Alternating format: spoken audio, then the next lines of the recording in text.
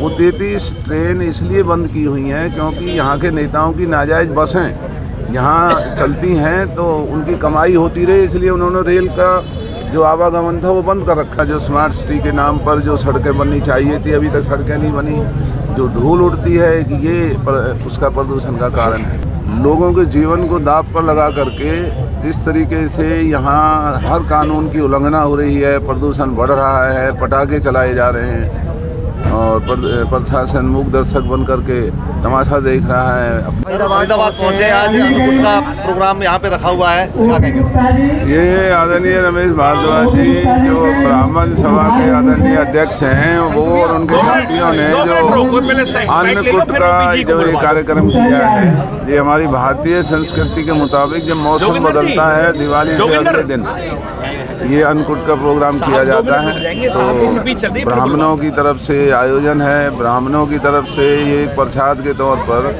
लोग यहाँ ग्रहण कर रहे हैं और हम सब धन्यवाद करते हैं रमेश भारद्वाज जी का, जो हमारी भारतीय संस्कृति को जीवित रखने के लिए जो आज अनाप शनाप खाने चले हुए हैं। तो हमारी नई पीढ़ी को, हमारे बच्चों को आभास होगा, पता चलेगा कि हमारा जो असली जीवन और हमारा जो खान पान है वो ये साधारण हमारा खाना हमारे बुजुर्गों का हुआ करता है। जलाल साहब, एक क्वेश्चन ये है कि जब पुलिस ने भी अपनी पूरी मुस्तैद कर रखी थी बम पटाखों लेकर, कहीं ना कहीं विफल दिखी है और नगर निगम ने भी कहा था कि हमारी फॉगिंग हो रही है, तो कैसे देखते हैं आप फरीदाबाद को? आज पर्यावरण के मामले में फरीदाबाद को जो नज़रअंदाज किया जा रहा है, चाहे पुलिस के अधिकारी हैं, चाहे पॉल्यूशन डिपार्टमेंट के अधिकारी हैं या दूसरे अधिकारी हैं, लोगों के जीवन को दांव पर लगा करके जिस तरीके से यहाँ हर कानून की उल्लंघना हो रही है, प्रदूषण बढ़ रहा है, पटाखे चलाए जा रहे हैं और प्रशासन मूक दर्शक बन करके तमाशा देख रहा है, अपनी जेबों को भर रहा है। ये बहुत अफसोस की बात है। आज फरीदाबाद में अगर सबसे बड़ी ज़रूरत है, कोई समय की पुकार है, वो ये है कि हम सबको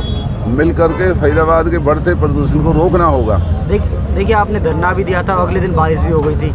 हाँ, भगवान ने, सरकार ने तो हमारी नहीं सुनी, लेकिन परमात्मा ने हमारी सुनी और जो धरना हम लोगों ने दिया, उसके बाद बारिश का आना और हवा का चलना, उससे प्रदूषण। नगर निगम नहीं सुन पा रहा है आपकी? ये सब बेईमान लोग हैं। ये आने वाले समय में ये गुनहगार हैं इस जनता के और इस इलाके के। अपने पेट को पालने के लिए, अपने जो ये धन की कमाई कानून को ताक पे रख करके जो पॉल्यूशन डिपार्टमेंट कारखानों को नाजायज़ तौर पर चलने की इजाज़त दे रहा है, सबसे बड़ा जो कारण है धुएं का, प्रदूषण का, वो है। दूसरा, जो स्मार्ट सिटी के नाम पर जो सड़कें बननी चाहिए थी, अभी तक सड़कें नहीं बनी।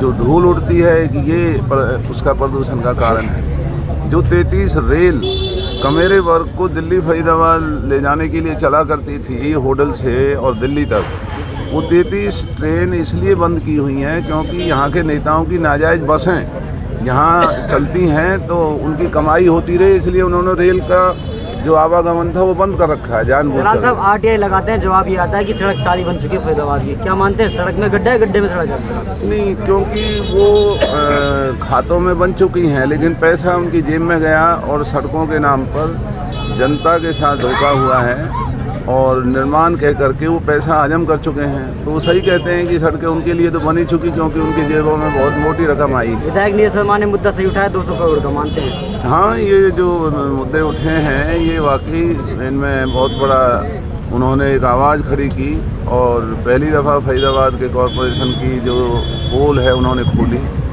लेकिन अन्नकूट का प्रोग्राम है सेक्टर 55 में, क्या देखो, ये हमारा जो गौड़ ब्राह्मण सभा है, एक गैर राजनीतिक मंच है और तकरीबन इनको 13-14 साल जब मैं यहाँ पहली बार पार्षद बना तो हमारा एक परिवार था। तो हम सबरे यार दोस्तों ने इसी जो हमारे पीछे जो ऑफिस है, इसी पे हम सब मिल बैठ के और सबने एक शपथ ली कि हम समाज के लिए बगैर राजनीति के कुछ करना चाहेंगे। तो निरंतर तौर पर गौड़ ब्राह्मण सभा हमारे पूरे इलाके के लिए, पूरे NIT में एक अपना वजूद रखता है, या बहन बेटियों की, गरीब बेटियों की शादी की बात ले लो, या प्रदूषण में जो पॉल्यूशन की हमने अपनी बात रखी, तो गौड़ ब्राह्मण का जो सभा का उन पे बहुत बड़ा योगदान था।